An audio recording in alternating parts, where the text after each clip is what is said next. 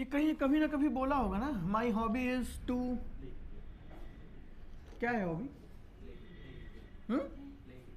अरे यार, कभी क्रिकेट से बाहर आओगे?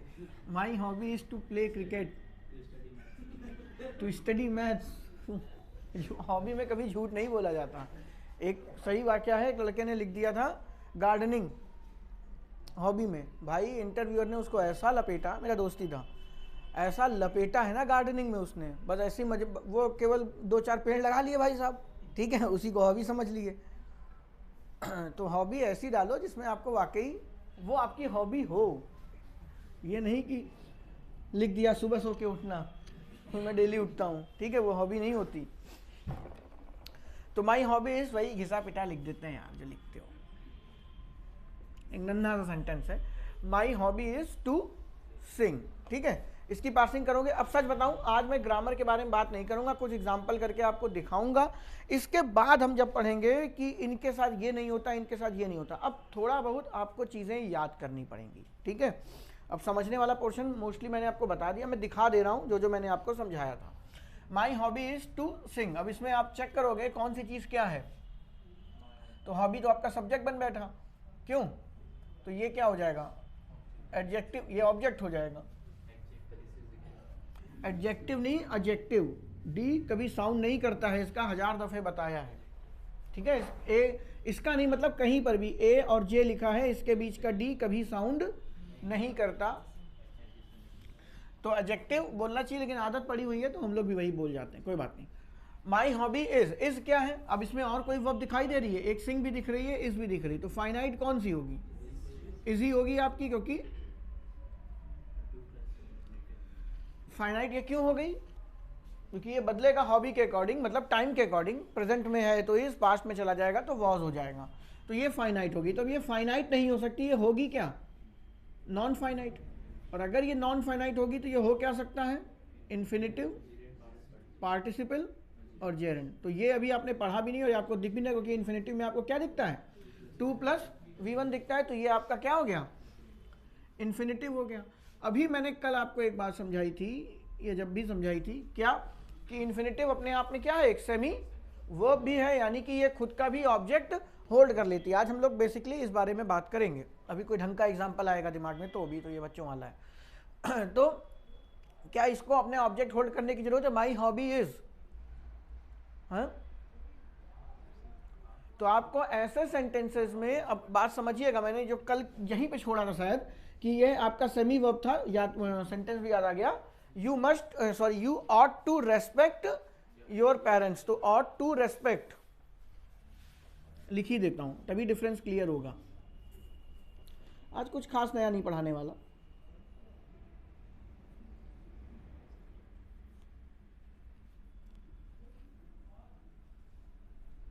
वापस वही रिपीट करेंगे, बस एग्जाम्पल के साथ उसको समझेंगे।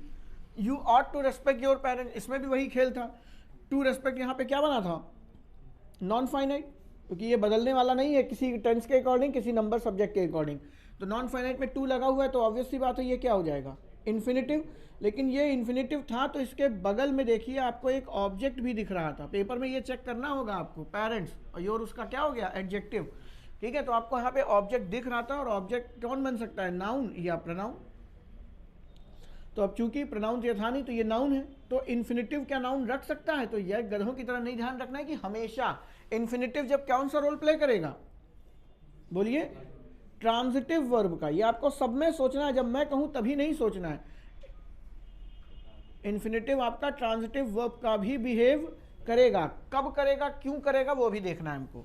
ट्रांजिटिव वर्ब का जैसे ही बिहेव करना शुरू करेगा, ये अपने आप में एक ऑब्जेक्ट भी ले लेगा, क्योंकि यहां पे वो है तो एक्चुअल में नाउन, इन्फिनिटिव है तो वो एक्चुअल में क्या, नाउन, लेकिन उसकी कोर क्या है, वर्ब की ही, और वर्ब है तो वो क्या बनेगी, ट्रांजिटिव बन जाएगी। और जैसे ही आपने इसको ट्रांजिटिव का भी, ट्रांजिटिव क्या है सब बता चुका हूं मैं, बार बार नहीं रिपीट कर रहा, अगर ये ट्रांजिटिव वर्ब है तो अपने आप में ये क्या करेगी, ऑब्जेक्ट होल्ड करेगी। लेकिन इस सेंटेंस में आगे ऑब्जेक्ट नहीं है, क्यों, क्योंकि यहां पे ये क्या था, my hobby is to sing. अब इसमें अगर आप इतना ही रखें, यू ऑट टू रेस्पेक्ट, तुम्हें रेस्पेक्ट करनी चाहिए, तो किसकी करनी चाहिए, अभी हमें एक आंसर का रिप्लाई चाहिए, जो किसका रिप्लाई करेगा, हुम का। और आपने नाउन की आइडेंटिफिकेशन में पढ़ा था, जो हु, व्हाट और हुम का रिप्लाई करेगा,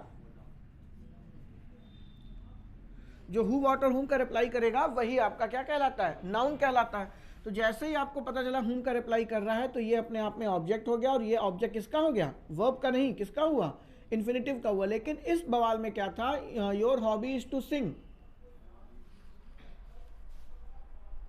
क्या ये सेंटेंस सही है? हाँ, मुझे नहीं पता। अभी इसको मैं ऐसे लिख दूं तो क्या गलत हो जाएगा? तो क्या ये गलत हो जाएगा? तब भी ये सही है, क्यों?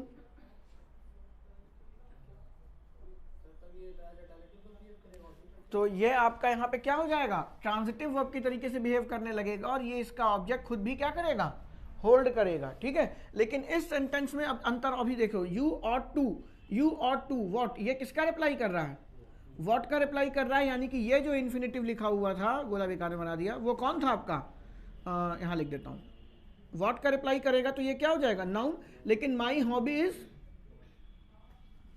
टू सिंग, ये किसका रिप्लाई है, ये भी व्हाट का रिप्लाई हो जाएगा।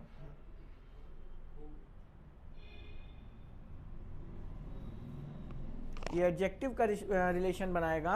अब एडजेक्टिव का कोई पर्टिकुलर आइडेंटिफिकेशन तो है नहीं, विशेषता है ये आपकी हॉबी। हॉबी तो कुछ भी हो सकती है बेटा, लेकिन इस टाइम आपकी हॉबी की खासियत क्या है, गाना गाना। ठीक है, तो ये एडजेक्टिव, इसको ऐसे समझा करो ना। एक एग्जांपल कराया था, he is teacher, he is a doctor, तो ये उसका क्या है, सब्जेक्ट कॉम्प्लीमेंट ही तो है। तो सब्जेक्ट कॉम्प्लीमेंट जो जो होगा वो बिहेवियर किसका दिखाते हैं, एडजेक्टिव का ही दिखाते हैं। तो my hobby is to sing, यहाँ पे ये नाउन का बिहेव नहीं दिखा रहा है, ये किसका दिखा रहा, एडजेक्टिव का दिखा रहा है। जो मैंने आपको शुरुआत में ये बात बताई थी कि इन्फिनेटिव सिर्फ नाउन का खेल नहीं खेलेगा, वो आपका एडजेक्टिव भी बनेगा। अभी देखेंगे थोड़ी देर बाद वो एडवर्ब भी बन बैठेगा, और वो सेमी वर्ब का भी रोल प्ले करेगा। सेमी वर्ब में कुछ खास नहीं है। अब यहाँ पे इसको नहीं लिखना चाहिए, क्योंकि सेमी वर्ब तो वो सभी में है, ठीक है। लेकिन जब वो सेमी वर्ब बनेगा तो वो अपने आप में कैसी होगी, ट्रांजिटिव वर्ब, और वो अपना ऑब्जेक्ट भी क्या कर लेगा, होल्ड कर लेगा। बस इन्हीं बातों का आपको ध्यान रखना है। इसके अलावा इन्फिनेटिव में एक ही चीज़ देखनी है कि बेयर इन्फिनेटिव कहाँ लगेगा, ठीक है। उसके लिए कुछ बातें आपको याद भी होनी चाहिए। यही बातें हम ऑलरेडी पढ़ के आए थे। याद करिए, एक सेंटेंस और दिमाग में है, वो जब आपने 9th क्लास कभी पढ़ी होगी, यूपी बोर्ड के बच्चे खासकर, तो उसमें एक स्ट्रक्चर नाम का चैप्टर होता था, पढ़े हो, जिसमें आपको हाउ टू याद करो। कभी पढ़बे नहीं किया तो कोई क्या करे। How to, about to, keep on, kept on, went on, इस तरीके की चीज़ें पढ़ाई जाती थी। तो वो कुछ जादू नहीं है बेटा, वो यही है, देखो। और मुझे अच्छे से याद है मेरे टीचर ने कौन सा सेंटेंस लिखवाया था, क्यों, क्योंकि मुझे इसी से वो बात याद हुई थी। द ट्रेन इज, पढ़ते थे ना, सबको पता है कि यही होता है, क्यों होता है और क्या होता है, ये देख लीजिए बस। The train is about, about की पार्ट ऑफ स्पीच क्या है, ये तो फाइनाइट हो गई, ये फाइनाइट हो गई। अबाउट की स्पीच क्या, सॉरी, हाँ सही तो बोला, अबाउट की पार्ट ऑफ स्पीच क्या होगी, अबाउट क्या है, अरे बेटा अबाउट क्या होता है,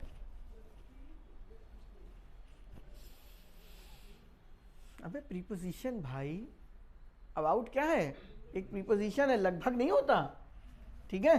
तो ये आपका प्रीपोजिशन है, हालांकि आपने पढ़ा नहीं, लेकिन चलो ग्रेजुएट हो चुके हो या होने वाले होगे, तो इतना तो पता होगा यार, इंग्लिश में क्या किया अब तक। तो अबाउट क्या है, प्रीपोजिशन। अब प्रीपोजिशन के बाद में कौन आता है, आप पढ़ चुके हो, अब क्या बार बार लिखूं। प्रीपोजिशन के बाद में जो बवाल आएगा वो हमेशा क्या होगा, ऑब्जेक्ट। याद करिए, शाहरुख खान और ऋषि कपूर, दो ही एग्जाम्पल है हमारे पास।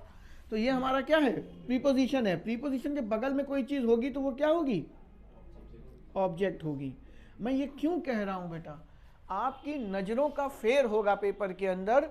अगर ये टू देखो बता रहा हूँ, ये ऑब्जेक्ट हो गया, ऑब्जेक्ट हो गया तो ये क्या होगा, ऑब्वियस सी बात है, नाउन या प्रोनाउन। और इन्फिनेटिव को ही नाउन बनने की इजाज़त है, तो ये आपने पहचान लिया कि ये क्या है। अरे एक एफ तो लिख दिया था, भावनाओं को समझ लो। आपने समझ लिया इसको इन्फिनेटिव है। यही आपके सामने ऐसा ही एक सेंटेंस पेपर में लिखा होगा, लेकिन वहां पे ये जो टू है, ये टू प्रीपोजिशन का रोल प्ले कर रहा होगा। ये टू प्रीपोजिशन बन बैठेगी, और जैसे ही ये प्रीपोजिशन बनेगा आपको मजबूरी में पेपर में गोइंग करना पड़ जाएगा। रीजन, प्रीपोजिशन होल्ड ऑब्जेक्ट, और आपने क्या लगा रखा है, गो, जो नेचर वाइज वर्ब है। और किसी भी वर्ब को अगर ऑब्जेक्ट बनाना है तो आप उसको जेरंड के तरीके से बनाएंगे, जो कि अभी आप आगे जाके पढ़ेंगे, आईएनजी। तो मैं इतनी तवज्जो इन बातों पे क्यों दे रहा हूं, आपको ये सब पहले से ही पता है, लेकिन आपका नजरिया वैसा नहीं है, आप इतना घुस के चेक नहीं करते पेपर में, और पेपर यहीं पे आपको फंसा बैठता है कि टू जहां देखा टू प्रीपोजिशन है, टू 70 जगह पे इन्फिनिटिव है, और टू जब इन्फिनिटिव होगा तो वो अपने बगल में सीधी V1 लेगा, आईएनजी होल्ड नहीं करेगा। आपको याद कराया गया होगा कि ये फ्रेजेस है, इसके बाद two plus V1 plus ING आता है, याद करिए। He is accustom to smoking, अगर पेपर में लिख के आ गया he is accustom to smoke, तो वो गलत हो जाएगा। उसके पीछे का जो झोल है वो यहीं से निकला हुआ है, लेकिन वो धीरे धीरे पढ़ते खोलेंगे, अभी ना आपने प्रीपोजिशन पढ़ी ना कुछ। तो किसका, ये पूरा ऑब्जेक्ट है, हाँ ये प्रीपोजिशन का ऑब्जेक्ट हो गया, ठीक है, ये प्रीपोजिशन का ऑब्जेक्ट हो गया। अब चलो तुमने बात छेड़ी तो बता ही देता हूं। तो टू, सॉरी इसको हटाना है, टू को आपका ऑब्जेक्ट हो गया, किसका, प्रीपोजिशन का। प्रीपोजिशन खुश, लेकिन अभी फाइनाइट वर्ब एक बची हुई है, ठीक है, तो इसको तो एडजेक्टिव चाहिए ना, तो ये पूरा का पूरा क्या कहलाएगा, एडजेक्टिव। भाई द ट्रेन इज, ट्रेन क्या है, जाने वाली है, ट्रेन की खासियत क्या है, पूरा का पूरा जाने वाली है, तो यहां से यहां तक की चीज आपकी क्या कहला देगी, एडजेक्टिव। तो जरूरी नहीं एडजेक्टिव आपका एक शब्द ही, ठीक है, एक फ्रेज तरीके से दिख जाएगा।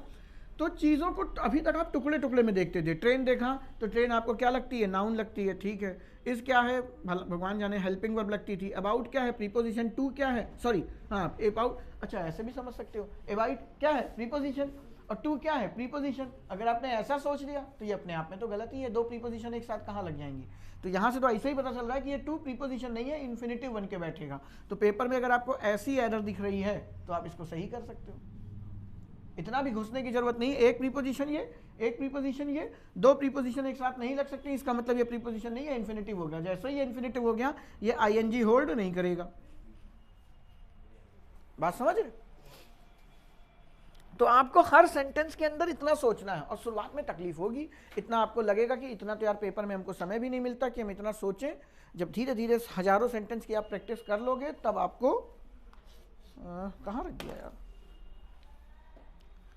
जब इतना कर लोगे तो आपको पता चल जाएगा, स्पीड बन जाएगी, दिख जाएगा दूर से ही। ठीक है, अगला लिखिए। अब अपने आप बताइए,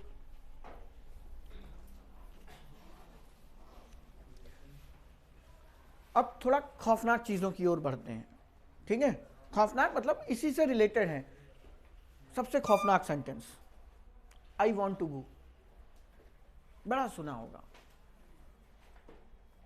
आई वॉन्ट टू गो, अपनी अंतरात्मा से पूछिए इसमें कौन सी चीज क्या है। मैं ये हटा दूं, हटा ही देता हूं।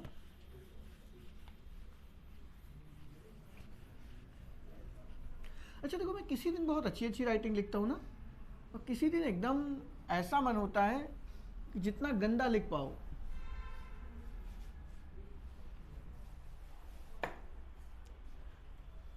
बेटा इतना बड़ा सेंटेंस नहीं बोला कि तुम लोग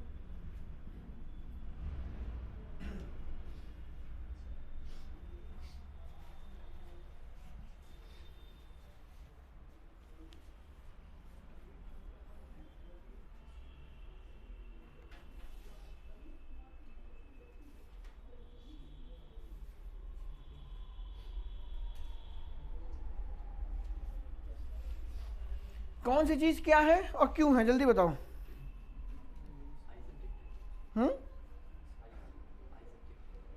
आई सब, अरे आई तो पता ही, आगे बढ़ो।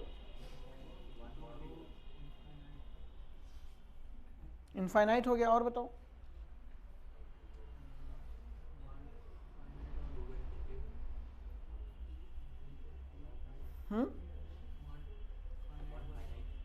वांट फाइनाइट, ऑब्वियस सी बात है, वांट का वांटेड हो जाएगा अगर पास्ट में चले गए, तो वांट अपने आप में क्या हो गया, फाइनाइट, और एक फाइनाइट हमको मिल गई तो अगली नॉन फाइनाइट ही होगी।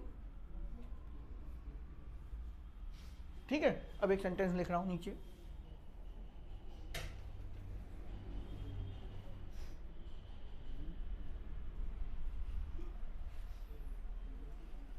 क्या ये सही है?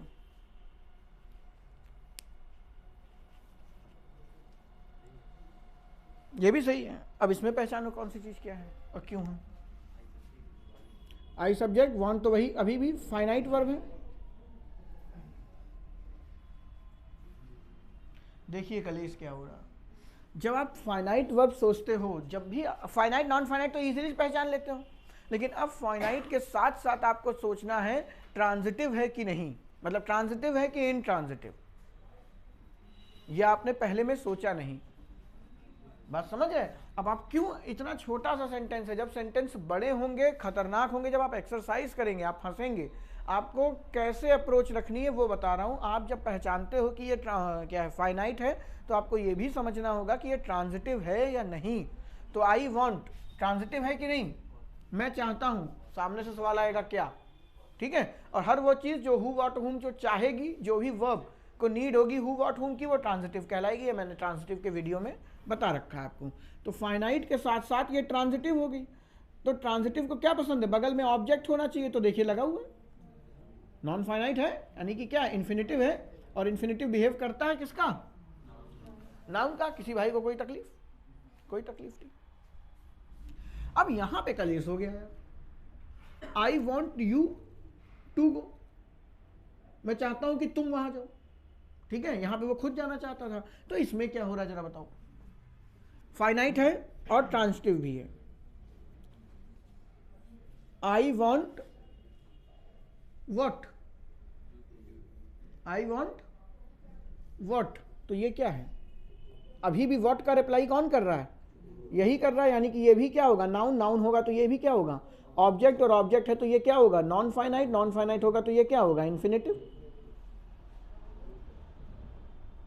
ये बीच में जो बदतमीज भाई घुसे, ये कौन है।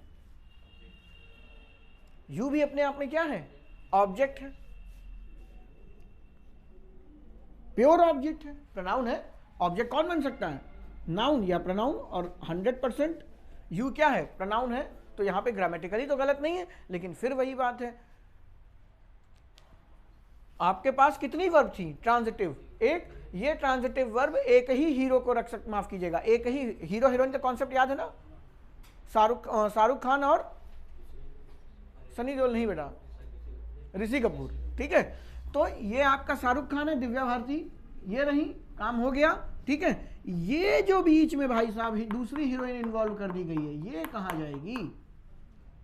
आप तो इसको कह रहे थे कि ये सही है, क्यों, क्योंकि आपने इसको दर्जनों बार सुना है और देखा है। पेपर में ऐसे सेंटेंस नहीं आते जो आपने कभी देखे होंगे या सुने होंगे, वहां पे आपको ग्रामर ही लगानी है। मैंने आपसे बोला था, ये मूवी का एग्जांपल कौन सी, मेला मूवी का समझ लीजिए। ये आपका कौन हो गया, आमिर खान, ये हो गई क्या ट्विंकल खन्ना, ठीक है। और ये हो गया ऐश्वर्या राय। आमिर खान का भाई का रोल कहां है,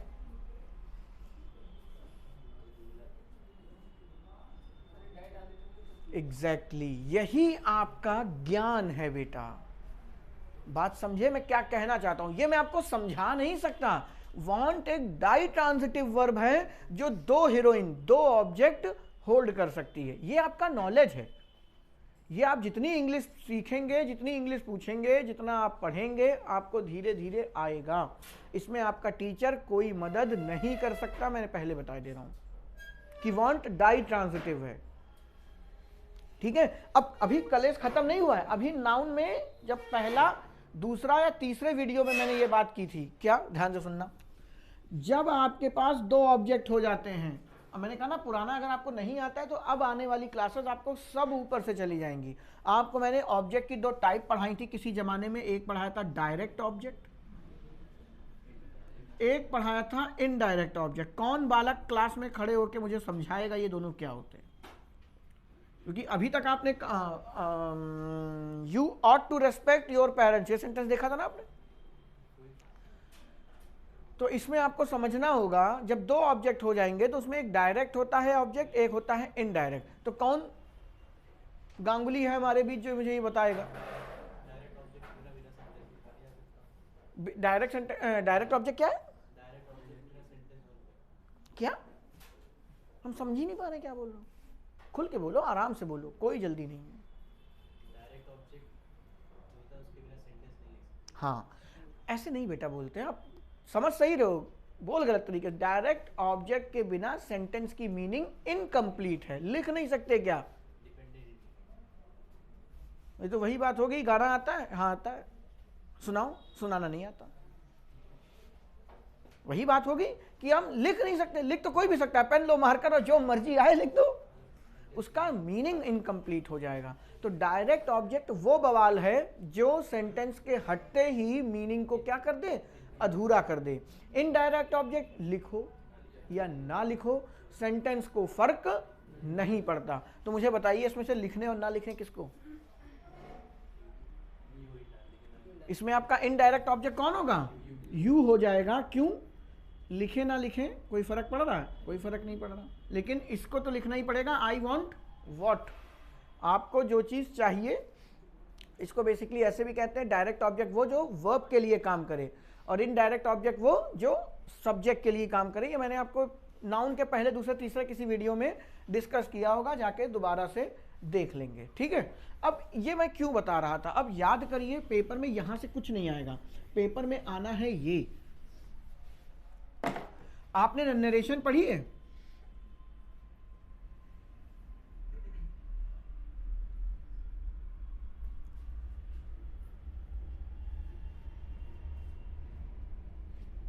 ऐसे होती थी नरेशन, ठीक है। उसको कैसे बनाते थे?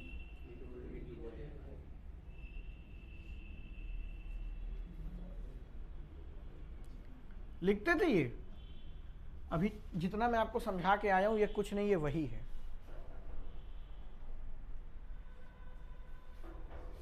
नहीं पहचाना?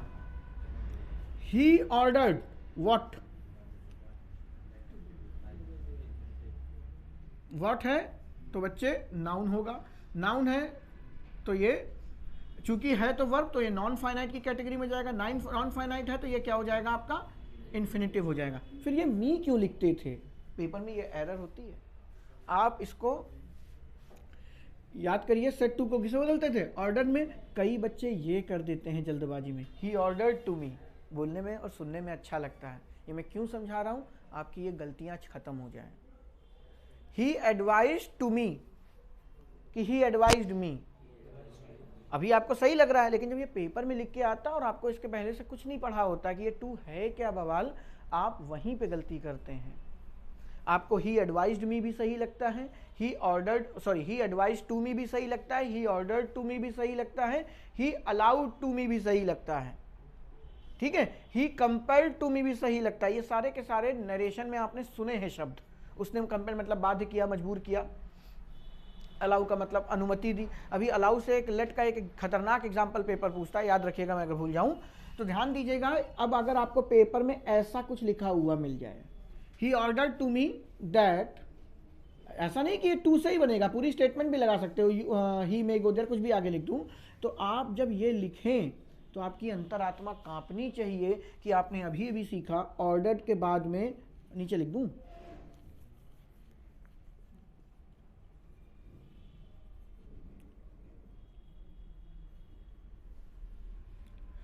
आपका ऑर्डर्ड है तो ये व्हाट का जब रिप्लाई मानेगा तो आपने व्हाट का रिप्लाई किससे दिया?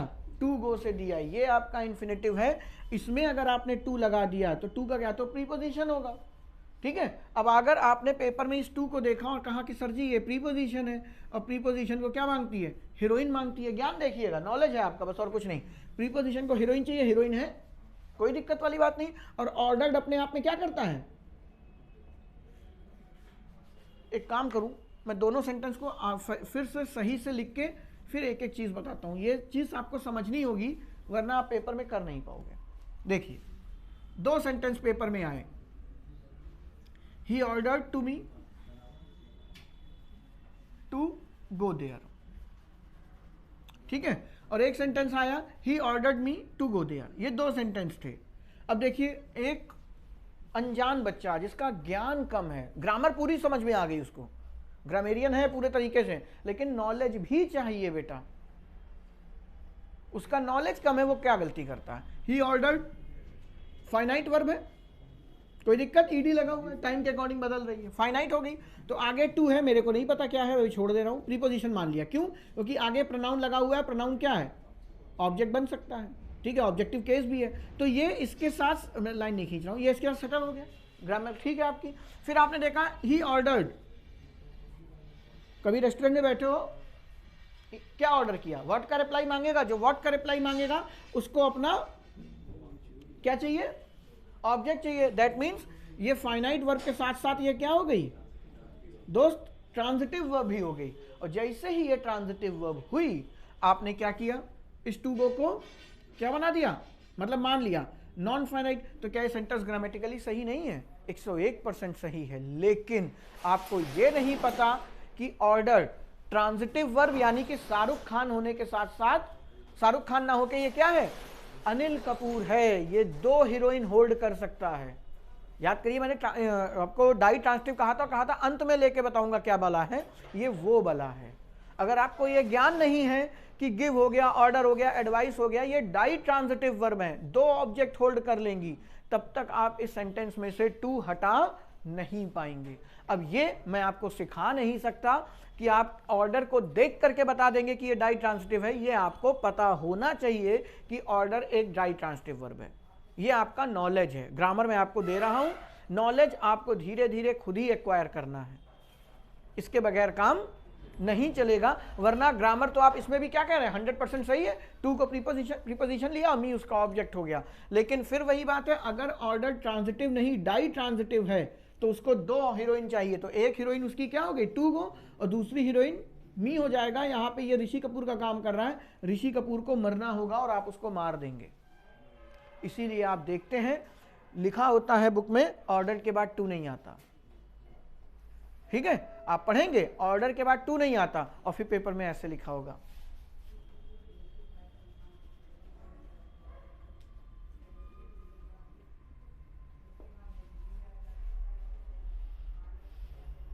और आपने क्या पढ़ा? ऑर्डर के बाद, ज्ञान बता रहा हूं कहां गलत करते हो। ऑर्डर के बाद टू नहीं आता, इसी काट के चले आओगे।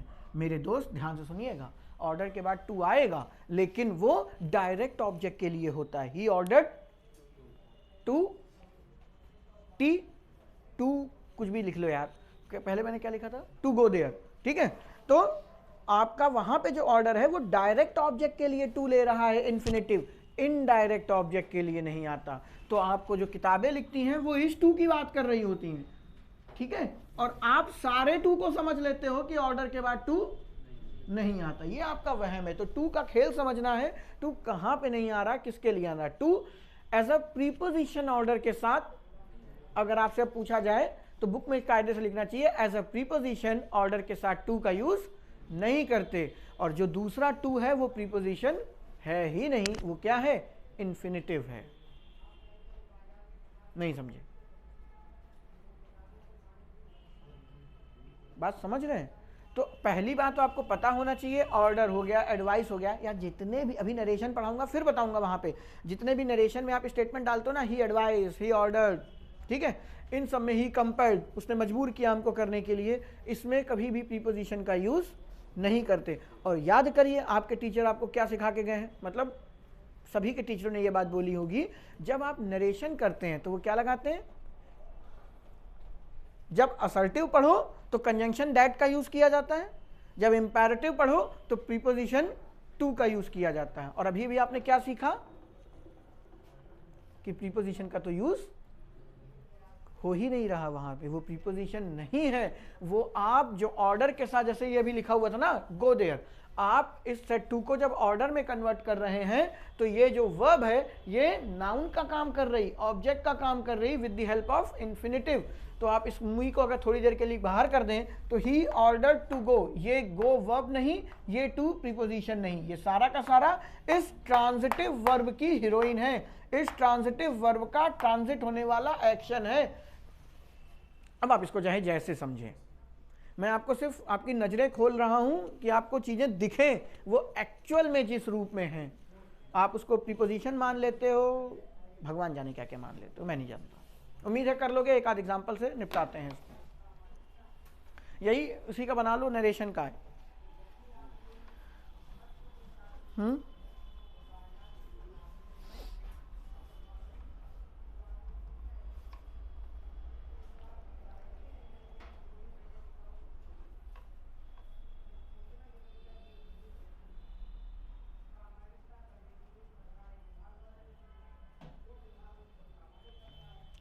He advised me to study regularly। अब ये मैंने सही बोला है तो इसमें आपको दिक्कत नहीं होगी, लेकिन पेपर के पॉइंट ऑफ व्यू से इन चीज़ों को आपको ध्यान रखना है कि ही एडवाइज्ड है, मी इसका क्या है, इनडायरेक्ट ऑब्जेक्ट, और टू स्टडी डायरेक्ट ऑब्जेक्ट है, इन्फिनिटिव के तरीके से रोल प्ले कर रहा है। दैट मीन्स एडवाइस भी आपका क्या करती है, डाई ट्रांजिटिव है। ये आपको दिलो दिमाग में रखना है, क्योंकि पेपर में बड़े प्यार से आएगा, ही एडवाइज टू मी, ये भी सुनने में अच्छा लगता है और ग्रामेटिकली भी सही है। He advise what, he advise what का रिप्लाई कर रहा है तो वो कुछ और है, तो मी क्या है, इसका ऑब्जेक्ट होगा नहीं, प्रीपोजिशन लगा करके आप उसको ऑब्जेक्ट को, मी को उसको दे दीजिए, प्रीपोजिशन का होल्ड करा दीजिए, ठीक है। तो ग्रामेटिकली भी पेपर के अंदर वो आपको सही साउंड करेगा, लेकिन वो है नहीं, क्योंकि आपका नॉलेज यहाँ पे क्या है, कम नहीं बेटा, है ही नहीं। फॉर एग्जाम्पल 1947 में, अरे जैसे आज मेरा बर्थडे ही है मान लो, तो मुझे कैसे पता, मुझे तो अपने बचपन का कुछ भी नहीं याद है, ये नॉलेज ही तो है। भारत 1947 में आज़ाद हुआ था, ये आपने पढ़ के सीखा ना। 1857 की क्रांति आपको कैसे पता, आप थे उसमें। हो सकता है मान लो कोई घोड़ा वोड़ा गधा गधा हो, ठीक है, दौड़े हो तुम्हारे ऊपर लेके लोग, तो देखिए आपने कैसे पता, नॉलेज। तो ये नॉलेज है बेटा। अक्सर कई टीचर मैंने सुना है बोलते हुए कि कुछ भी आपको याद करने की जरूरत नहीं, सब समझा देंगे। ऐसा संभव नहीं, इवन गणित में भी सब आप नहीं समझ सकते। मैं आपको यह समझा सकता हूं, किसी की चाल बढ़ेगी, चाल बराबर दूरी बटे समय, तो समय क्या हो जाएगा, कम हो जाएगा। ये आप समझ सकते हैं एक प्रैक्टिकल से, लेकिन आपको चाल तो याद करनी है, चाल होती क्या है, समय होता क्या, ये तो पता हो, ये ज्ञान है आपका। अभी 3 साल के बच्चे को टाइम देखना ही नहीं आता, ये उसका नॉलेज कम है, तो वो नॉलेज धीरे धीरे आपको बढ़ाना है। ये इंग्लिश का एक मेन फैक्टर है जो आपको नहीं पता। आप या तो ग्रामर के पीछे ही पड़ जाते हो या आप वोकैब के ही पीछे पड़ जाते हो, लेकिन बीच में ऐसी बहुत सारी बातें हैं जो आपको पता होनी चाहिए। कुछ मैं करवा दूंगा, लेकिन सब नहीं करवा सकता। इसके लिए करना क्या है, एक बुक नहीं, आपको बहुत सारी बुक पढ़नी होंगी। फॉर एग्जाम्पल मैंने आपको पढ़ाया, मैंने आपको ये 4 एग्जाम्पल कराए, इसके बाद आप किसी आप दूसरे टीचर से पढ़ेंगे तो वो कुछ और एग्जाम्पल कराएगा, वहाँ पे भी आपको 4 वो कैब मिल जाएंगी एक्स्ट्रा। तो आप ऐसा तो कर नहीं सकते कि अब 5 साल टीचर से पढ़ते ही रहो, लेकिन आप 5-10 किताबें तो पढ़ सकते हो ना। हर किताब में आपको कुछ नया मिलेगा, उस कंटेंट को एक जगह ले आइए। हाँ, इतनी वर्ड मुझे आज तक मिली कि जो कि डाई ट्रांजिटिव है, कम से कम आपका नॉलेज इतना तो बढ़ा। अब वो आपका भाग्य है कि पेपर उन्हीं 100 में से पूछ रहा,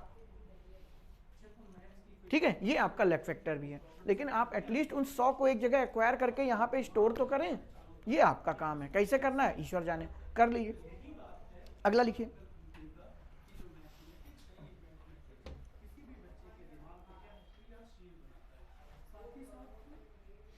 एक अच्छा सेंटेंस है,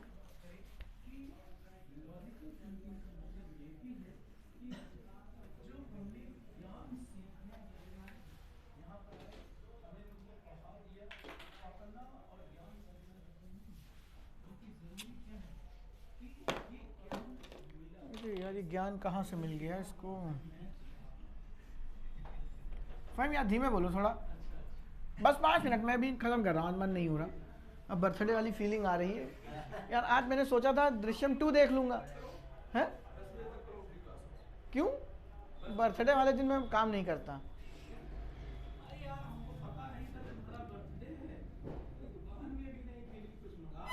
अरे कुछ मंगाऊंगा नहीं, हमको घर में बहुत काम है आज। Please allow me to go. एक सेंटेंस से खत्म करते हैं इसको। एक सेंटेंस ये है, एक सेंटेंस बेटा ये है, एक सेंटेंस ये है, एक सेंटेंस ये है,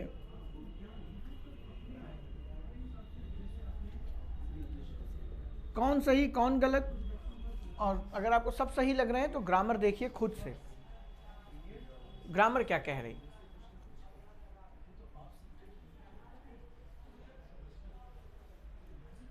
आप यहां से इतना तो समझ रहे हैं कि अलाउ आपकी क्या है, डाई ट्रांजिटिव, डाई ट्रांजिटिव है।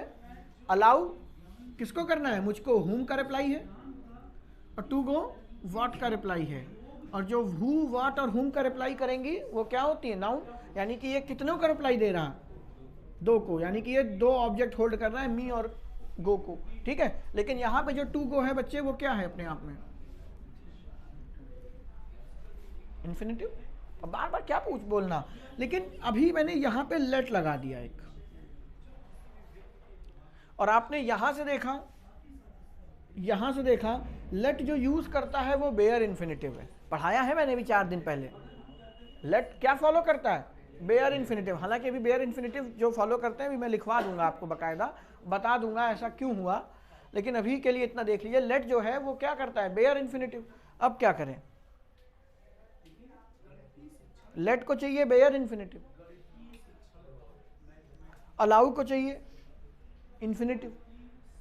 मेरे को नहीं पता ये सेंटेंस सही है कि नहीं।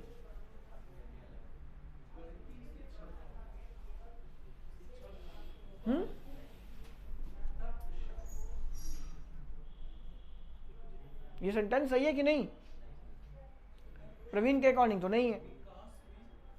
तो क्या नहीं बेटा, अपनी अंतरात्मा को खरोचिए, टटोलना भी नहीं है, खरोच खरोच के निकालना है डेटा।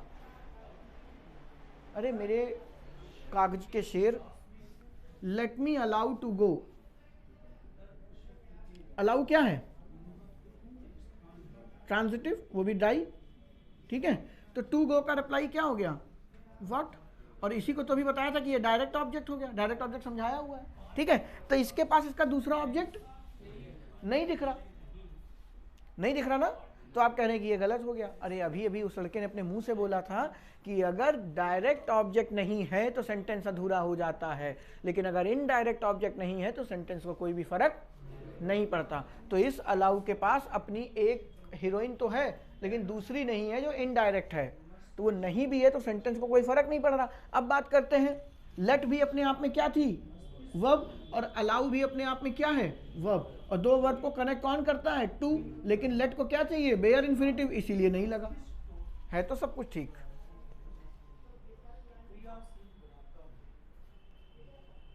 है तो सब ठीक, कहां गलती कर रहे हो, क्यों गलत लग रहा है आपको, बताओ बताओ।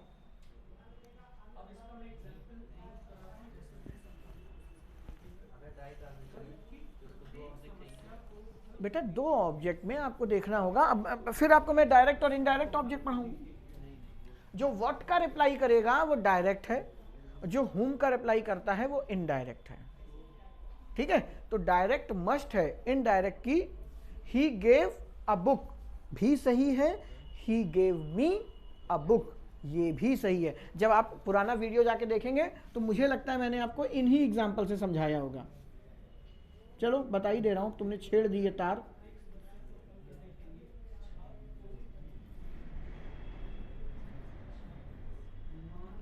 He gave me a book, he gave a book, तो यहां पे आप देखेंगे गेव क्या है,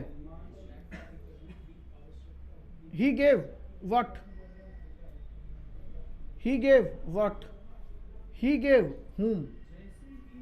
आप खुद जानते हैं ये भी सही ये भी सही, लेकिन हुम अगर हट भी रहा है, हुम का रिप्लाई, तो सेंटेंस को कोई मीनिंग में फर्क पड़ रहा नहीं। लेकिन अगर व्हाट का मीनिंग हटा दें, ही गेव मी, उसने मुझे दिया, क्या दिया, अधूरा हो गया ना। तो व्हाट का जो रिप्लाई करेगा अगर वो हट गया तो सेंटेंस क्या हो जाएगा, अधूरा। लेकिन यहां पे देखिए व्हाट का तो रिप्लाई बना हुआ है, हुम ही तो गायब किया है मैंने, तो सेंटेंस इनकम्प्लीट नहीं होता, वो सही है, ठीक है। तो ये चक्कर में मत पड़ जाइएगा कि इसमें हुम नहीं है। ही ऑर्डर्ड हिम, या ही बोला है तो मी, लगाएं या ना लगाएं फर्क नहीं पड़ता। हाँ बस ही ऑर्डर्ड टू मी नहीं लगा सकते, इसका ये कतई मतलब नहीं है कि आपने ही एडवाइज्ड बोला तो उसके बाद में मी ठोकना ही ठोकना है, मतलब ऑब्जेक्ट लगाना ही लगाना है। बस वो ऑब्जेक्ट अगर है तो वो किसी प्रीपोजिशन का ऑब्जेक्ट नहीं हो सकता, वो एडवाइस का ही होगा, क्योंकि एडवाइस डाई ट्रांजिटिव का रोल प्ले कर सकती है, लेकिन जरूरी नहीं कि हर जगह वो डाई ट्रांजिटिव का रोल प्ले करे। उसको जो जरूरत है वो मेनली अप्लाई किसका है, व्हाट का। हुम अगर है तो हुम उसको डायरेक्ट दे दीजिए, उसके बीच में किसी प्रीपोजिशन को लगा के उससे हुम को रखने का हक मत छीनिए, बस यही समझाना है। क्या बोल रहा हूं कुछ पल्ले नहीं है।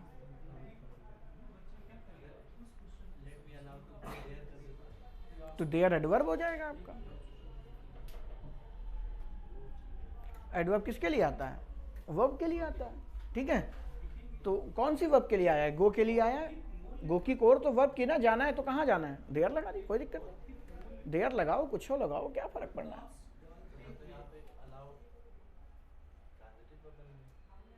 है। हाँ बन जाएगा, क्या दिक्कत है, अलाउड बन क्या जाएगा, ही है वो, ही अलाउ मी। तो मैंने यही तो यार, आप लोग इस भ्रम में मत फंस जाइए। मैंने इसीलिए डाई ट्रांजिटिव वहां नहीं पढ़ाई थी कि डाई ट्रांजिटिव कोई है तो उसको दो ऑब्जेक्ट चाहिए ही चाहिए, उसको अपना डायरेक्ट ऑब्जेक्ट मस्ट है। इनडायरेक्ट ऑब्जेक्ट है तो लगा दो, नहीं है तो कोई दिक्कत नहीं, लेकिन अगर लगाया तो वो ऑब्जेक्ट उसको दे दीजिए, ना कि किसी प्रीपोजिशन को साथ लगा करके गलती मत कर दीजिए। He ordered to me, he ordered me ही होगा, लेकिन अगर मी नहीं है तो तेल लेने जाए, he ordered to go there, कोई जरूरत नहीं है, वहां पे वो ट्रांजिटिव बन जाएगा। डाई ट्रांजिटिव को नहीं, दुनिया में जितनी भी ट्रांजिटिव हैं वो सबको डायरेक्ट ही मेन चाहिए, इनडायरेक्ट अक्कड़ बक्कड़ बम्बे वो चाहिए तो नहीं चाहिए। लेकिन हाँ बात आती है डाई ट्रांजिटिव की, तो अगर टेक्निकली बोले तो डाई ट्रांजिटिव को मेनली डायरेक्ट ऑब्जेक्ट ही चाहिए होता है। और ये मैं अभी क्यों बोल रहा हूँ यार, तो मैं बहुत डिटेल में डायरेक्ट इनडायरेक्ट ऑब्जेक्ट समझा के आया हूँ, इसीलिए कहा था अब जो आपको पढ़ना है वो भैया पीछे का आपको पता होना चाहिए, वरना आगे काम नहीं चलेगा। चलिए अगला लिखिए।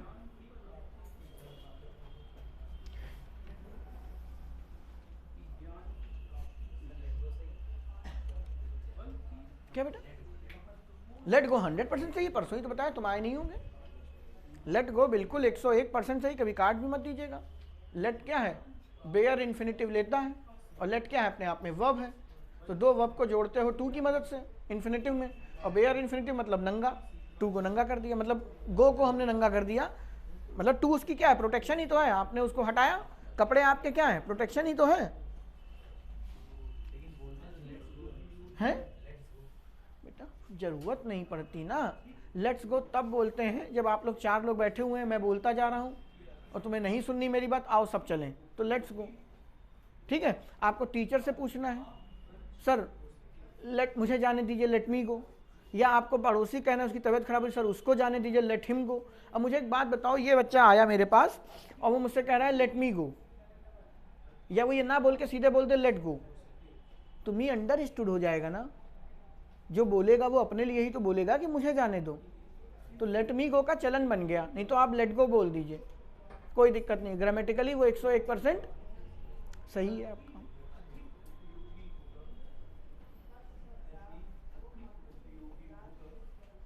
अब यहां से आप एक बात सोच सकते हैं, लेट भी क्या है, डाई ट्रांजिटिव हुआ, लेट गो, गो आपका क्या है, इन्फिनिटिव, लेकिन लेट क्या करने दें,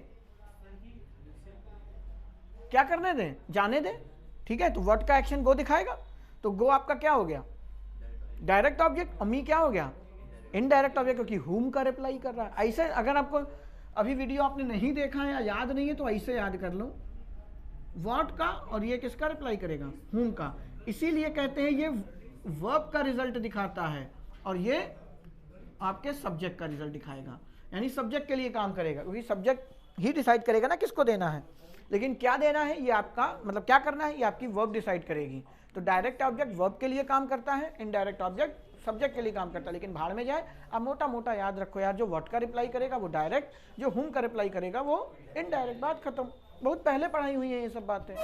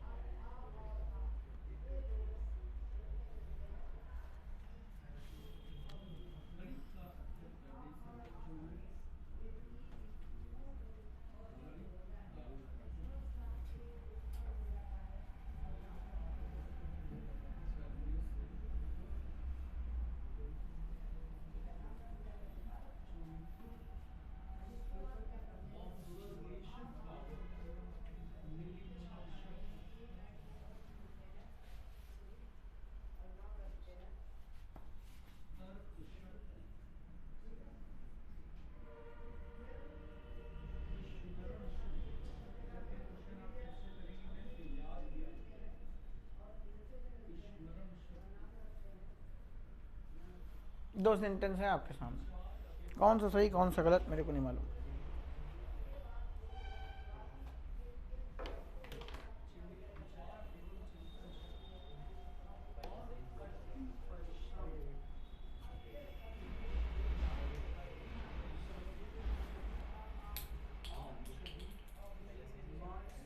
पहला सही दूसरा गलत, रीजन भी दे दो बेटा। हाँ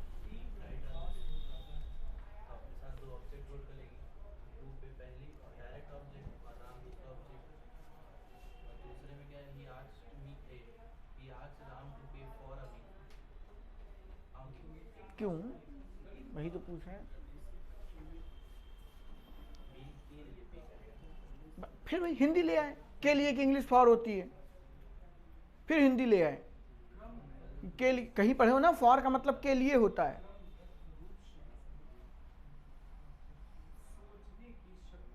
ये गलती कभी मत कीजिए, हिंदी सोच के नहीं करना है। ऐसे तो फिर वही हो जाएगा, भारत ने पाकिस्तान पर आक्रमण किया, पर की इंग्लिश ऑन लगेगी, इंडिया अटैक ऑन पाकिस्तान।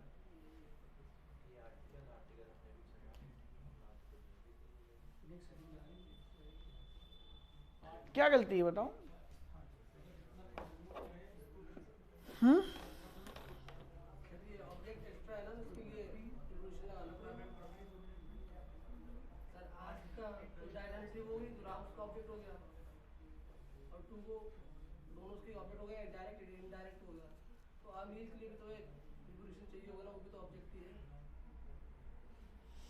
ऐसे तो दोस्त मी भी ऑब्जेक्ट है, क्रॉस क्वेश्चन करना बहुत जरूरी है।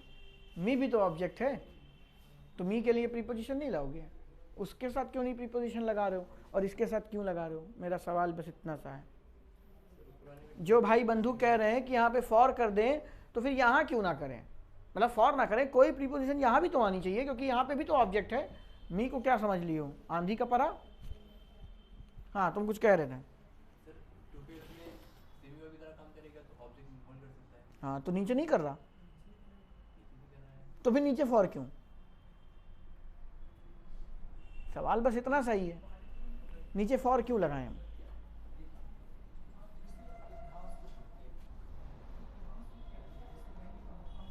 यही पेपर कराएगा आपके साथ। हाँ तो मेरे दोस्त प्रीपोजिशन यहाँ भी तो ऑब्जेक्ट लेगा, ये ऑब्जेक्ट क्यों नहीं ले रहे हो? मी भी तो ऑब्जेक्ट है, मैं यही कह रहा हूँ। जो नीचे कर रहे हो वो ऊपर करो, और जो ऊपर कर रहे हो वो नीचे करो। अगर ऊपर वाला सही तो नीचे वाला भी सही, और नीचे वाला गलत तो ऊपर वाला भी गलत। मतलब अगर आप फॉर लगा रहे हैं तो अपने फॉर को जस्टिफाई करिए। बस जो भाई बंधु हमारे बोले हैं ना, फॉर अमील। अच्छा, अब ये नया कॉन्सेप्ट निकाल लिए, हम बता रहे हैं। You ought to respect your parents, तो to respect whom? To respect whom? Your parents. तो टू रेस्पेक्ट वहां पे सेमी वर्ब बन के, सेमी ट्रांजिटिव वर्ब बन के ऑब्जेक्ट होल्ड कर ले रहा है। किसको? इनडायरेक्ट को। और ये कौन सा ऑब्जेक्ट है? डायरेक्ट ऑब्जेक्ट है। तो कर सकते हैं क्या? तो क्या यहां पे एक ये कॉन्सेप्ट बना दें कि transitive verb direct object hold नहीं कर सकती?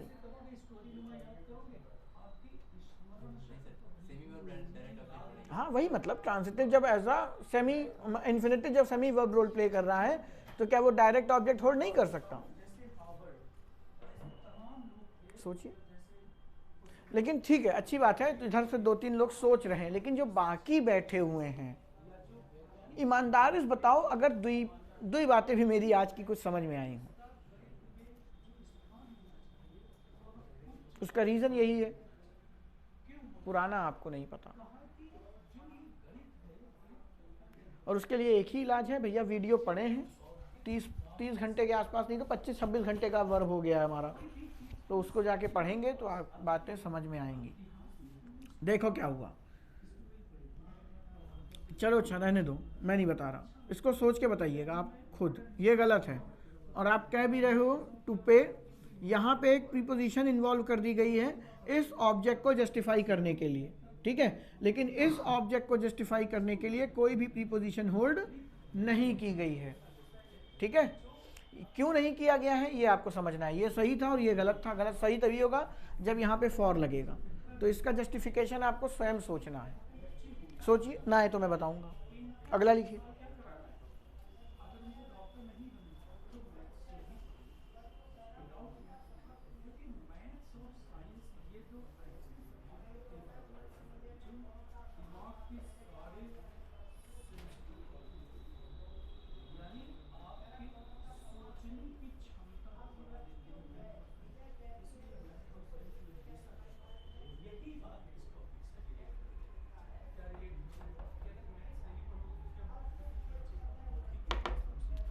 ठीक है, कभी मूवी भी देखे हो, हॉरर मूवी टाइप, उसमें एक वो घर दिखाने के लिए नहीं लेते कि ये वाला घर ले लीजिए, आपको क्या बोलते हैं उनको, प्रॉपर्टी डीलर नहीं यार, शब्द नहीं मिल रहा उसके लिए। वो दिखाते हैं ये घर हाँ बहुत बढ़िया है, सस्ते में खरीद लेते हैं, फिर उसी में भूत ऊत निकलता है। ठीक है, तो उसको कैसे बोला जाएगा? हेयर इज अ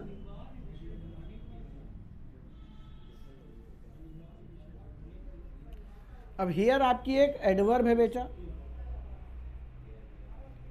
और इज आपका क्या है, वो फाइनाइट वर्ब, और आपने हमेशा पढ़ा है, और हाउस आपका क्या है, सब्जेक्ट। तो इस बार बिना इंट्रोगेटिव के सेंटेंस में हेल्पिंग वर्ब बाहर आ गई। क्यों?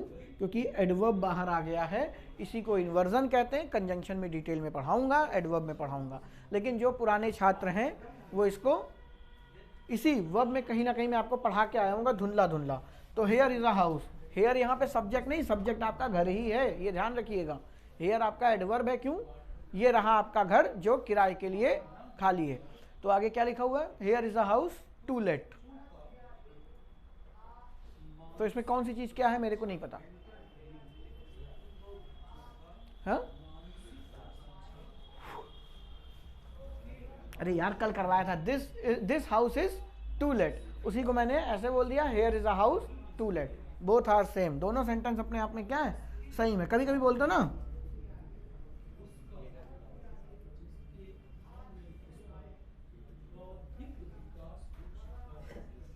कभी छोटे बच्चे से कहो चलो पढ़ाई करो बैठ के, तो टाइम देके कहेगा ये तो खेलने का समय है ना। तो कैसे बोलते हो? This is time to play. तो यहाँ पे आप क्या देख रहे हो, ये सब क्या है, इन्फिनिटिव ही तो है। अब मैं फिर दोबारा से हर सेंटेंस में चेक करके भाई नहीं बता पाऊंगा। ठीक है, तो ये अपने आप में क्या है, इन्फिनिटिव है। और अगर ये इन्फिनिटिव है, अगर ये इन्फिनिटिव है, तो ये यहाँ पे क्या रोल प्ले कर रहा, एडजेक्टिव का कर रहा है कि नहीं कर रहा?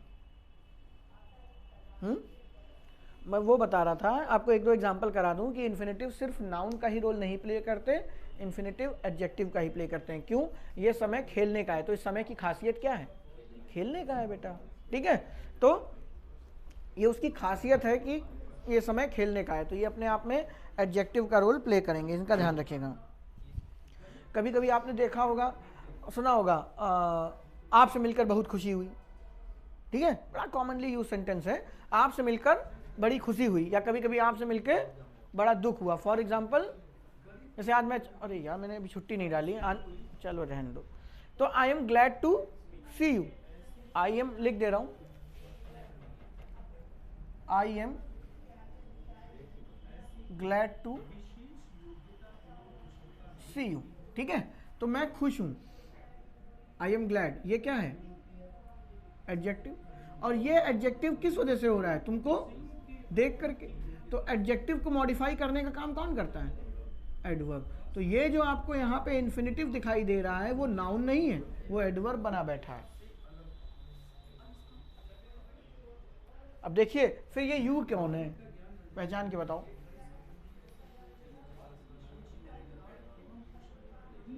यू एडवर्ब है।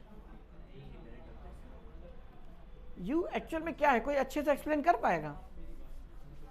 अरे गधा प्रसाद, आई एम ग्लैड, ग्लैड एक एडजेक्टिव है, तो एडजेक्टिव का यू से कोई लेना देना है, कोई लेना देना नहीं होता, तो बचा कौन, टू सी। आपका यहाँ पे इन्फिनिटिव काम एडवर्ब का भले ही कर रहा, लेकिन अंतरात्मा तो अभी भी उसकी क्या है, वर्ब की ही है। और टू सी, देखा, किसको, तुमको। मूड खराब हो गया वहीं, ठीक है। तो देखा किसको, तुमको। तो टू सी की अंतरात्मा अभी भी वर्ब का काम कर रही है, वो भी कौन सी, ट्रांजिटिव, इसीलिए इसको सेमी वर्ब भी कहते हैं, इन्फिनेटिव। तो ये टू सी का ऑब्जेक्ट है। तो आप कह सकते हैं एडवर्ब भी ऑब्जेक्ट होल्ड कर सकता है, क्या पॉसिबल है? नहीं, वो एडवर्ब का वहां बिहेव कर रहा है, लेकिन अंतरात्मा किसकी अभी भी क्या है। कभी आपने देखा होगा आईसीसी का नियम होता है कि अगर इंडिया पाकिस्तान का मैच चल रहा है तो अंपायर इंडिया और पाकिस्तान का नहीं हो सकता, होता है कि नहीं। जो दो टीमें खेल रही हैं उनके अंपायर नहीं रखे जाते आईसीसी में, पूछे क्यों? क्योंकि वो चाहे जितना भी तटस्थ हो जाए, अंदर से तो उसी देश का वासी है, तो जहां पे भी बेनिफिट ऑफ डाउट होगा वो अपनी टीम को दे देगा, इसीलिए रखते। तो अंदर से वो अभी भी क्या है, इंडियन है, ठीक है। याद करो, अगर वो जो कोहली का पाकिस्तान वाले मैच में नो बॉल वाला इशू था, अगर कोई इंडियन अंपायर होता तो बेटा पाकिस्तान वाले को बाहर निकल के वहीं धुनना शुरू कर देते हैं। ये पक्का जानबूझ के इसने किया होगा, क्यों? क्योंकि वो अंदर से है। तो वही बात है कि ये जो इन्फिनेटिव एडवर्ब का रोल तो प्ले कर रहा है, लेकिन इन्फिनेटिव है क्या? नॉन फाइनाइट वर्ब ही तो है, और अगर वो वर्ब है और अगर वो ट्रांजिटिव है तो वो ऑब्जेक्ट होल्ड कर सकती है। तो इस यू का इन पूरे सेंटेंस से कोनो लेना देना नहीं, वो इसके लिए आया था। आई एम ग्लैड टू सी अपने आप में अधूरा है, आई एम ग्लैड टू सी क्या देख के खुश हो, आगे यू, ठीक है। इसी तरीके से आप बहुत सारे अपनी डेली लाइफ में यूज करते हैं, लेकिन आप उसको उस नजरिए से देखते नहीं हैं, ठीक है। बस इतना खत्म। कल हम करेंगे बेयर इन्फिनेटिव और इसका समापन करेंगे। अभी एक स्प्लिट बचा हुआ है। अरे यार हमको जहाँ में अभी मंदिर जाना है, मेरे पास बहुत काम है, इसको बंद करो। नहीं, हम जा रहे हैं बेटा, देखो हम पढ़ा रहे हैं, जितना हम पढ़ा दें